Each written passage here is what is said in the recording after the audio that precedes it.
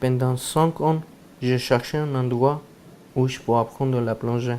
Je changeais 3 fois du pays. En France, à Amiens, je trouvais un lieu où je pourrais apprendre la plongée. France, c'est un grand pays avec de grandes possibilités. À côté de ces grandes possibilités, il est difficile de trouver les gens qui font preuve d'humanité. Ce type de personnes qui sont capables d'aider tout le monde sans distinction. Recevoir de l'aide, ce n'est pas donner à tout le monde. Quand nous disons aider quelqu'un, bien souvent la personne va aider financièrement, matériellement, en donnant de l'argent. Avez-vous pensé qu'on peut aider dans le partage? Partager sa connaissance, donner une écoute, mettre à disposition son temps et ses influences, partager son réseau sont une aide souvent plus précieuse que de donner l'argent. J'ai rencontré une personne qui représentait plus que la position de moniteur de plongée.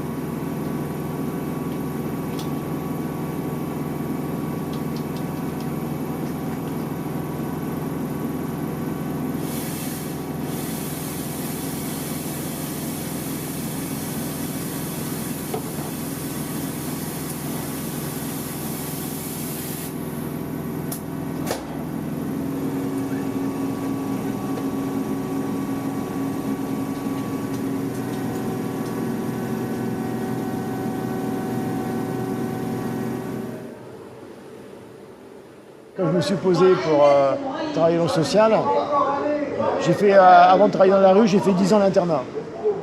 J'ai fait 10 ans d'internat avec des jeunes troubles de comportement, qui étaient placés par la justice ou placés par l'aide sociale, etc.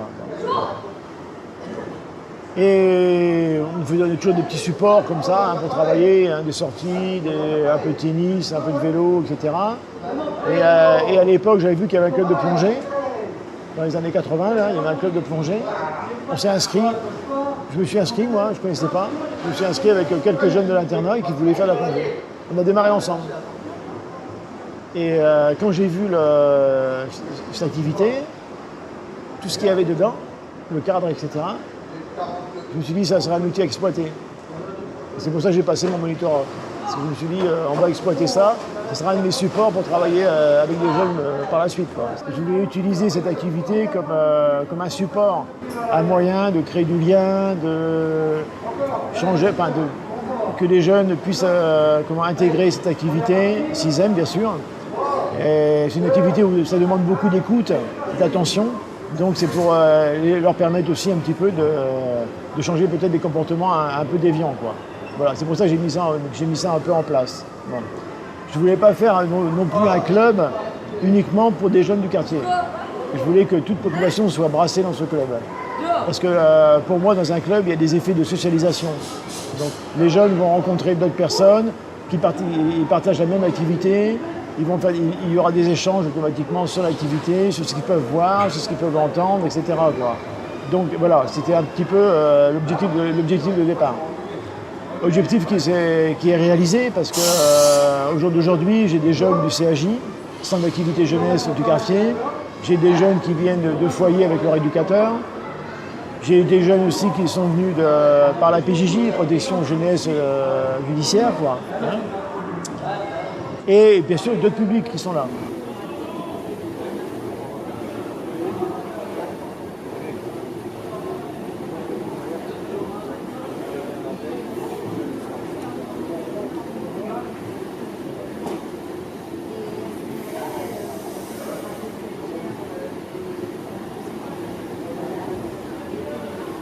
On a commencé avec un collège à l'époque.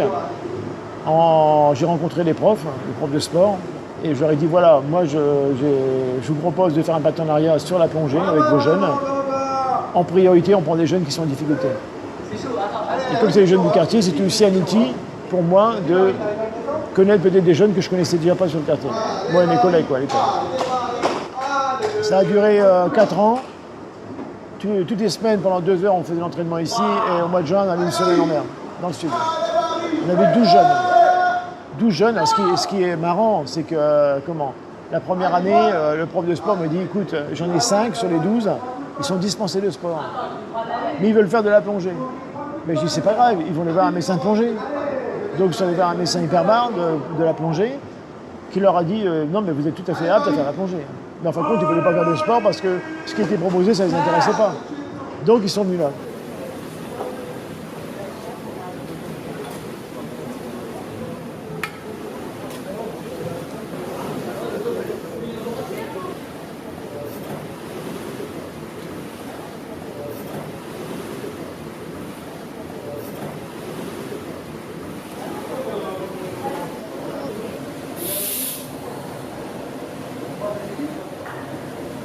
On est le seul club à accueillir les jeunes du quartier.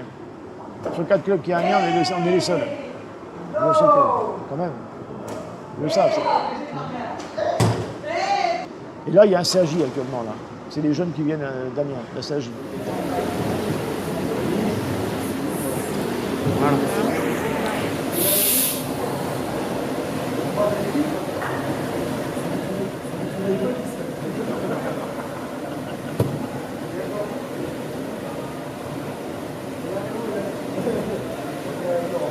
Pour certains, c'est un petit peu plus difficile. On s'est vu à un moment donné leur dire, bah, écoute, tu vas te rhabiller, quoi. Si tu n'écoutes pas, tu vas te rhabiller. Tu reviendras la semaine prochaine si normalement tu as compris les choses, quoi. Il revient ou il revient pas. Souvent, il revient. Il revient parce que bon, il y a le séjour à la fin de l'année, enfin, ils ont courant l'été, où on va en mer, et ça bon, c'est un petit peu, je dirais, la carotte, quoi. Mais avant la carotte, il y a des trucs à faire, quand même, avant la carotte.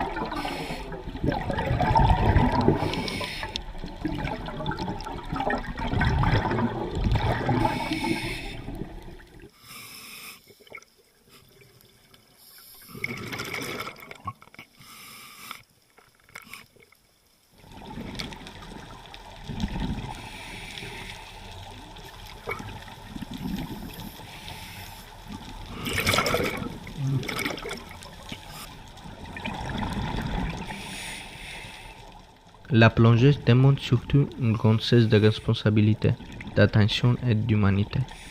En effet, on doit être capable de veiller sur ses partenaires de plongée.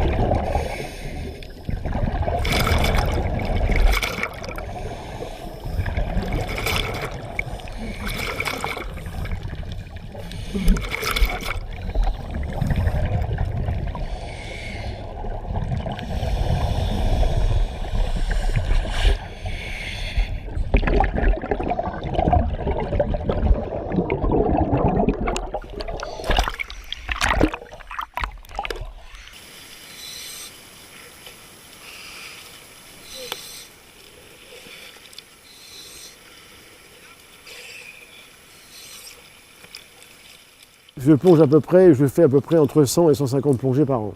Là actuellement je suis encore dans cette démarche où je plonge beaucoup pour les autres, où je vais faire des formations ou partager la passion, d'accord? Mais surtout des formations, beaucoup. Hein. Mais ça ne me dérange pas, parce que sinon j'aurais pas fait cette formation pour être instructeur, former des cadres et former des plongeurs. J'aurais pas fait ça. Donc ça, c'est aussi une passion de pouvoir enseigner la plongée. Quand je plonge pour moi, c'est-à-dire quand je plonge avec des amis en exploration, où on ne fait pas de formation du tout, je trouve un bien-être dans ce milieu. Un bien-être, et je ressens, après plusieurs années comme ça, on commence à ressentir les effets où on se retrouve un petit peu à être moins stressé dans la vie courante. À prendre les choses plus sereinement. Que ce soit des choses douloureuses ou pas, on les prend plus sereinement. Moi, j'associe ça à cette pratique où, en immersion, en plongée donc, quand on est débutant, on se force à respirer. On se force à respirer parce qu'on a un appareil dans la bouche qu'on appelle un détendeur, où on inspire et on expire. Lorsqu'on est comme ça, là, sur Terre, je dirais, on ne fait pas ce geste-là. C'est automatique. Notre respiration, notre ventilation, c'est un automatisme. Et l'intérêt, justement, de pratiquer pas mal en plongée, c'est, lorsqu'on est en immersion, à force, on va avoir cet automatisme. Ce qui fait que, arrive un moment, on va plus sentir le fait d'inspirer et d'expirer. Donc ce qui nous permet à un moment donné, enfin moi je mets ça sur ce compte-là, ce qui me permet à un moment donné de pouvoir appréhender plein de choses comme ça sur Terre, d'une façon beaucoup plus zen, beaucoup plus cool. Voilà. Donc moi la plongée ça m'apporte beaucoup. Ça m'a beaucoup apporté quoi, et encore. Hein.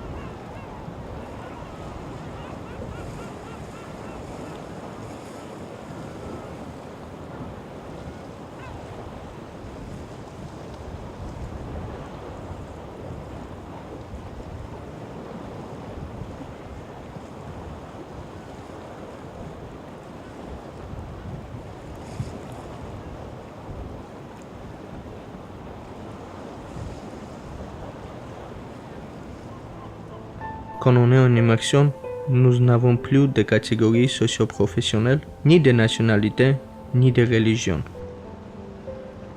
Même notre langue maternelle ne compte plus. Au milieu des poissons, en plus des règles de plongée, nous apprenons à nous soucier les unes des autres. Nous apprenons à vivre ensemble.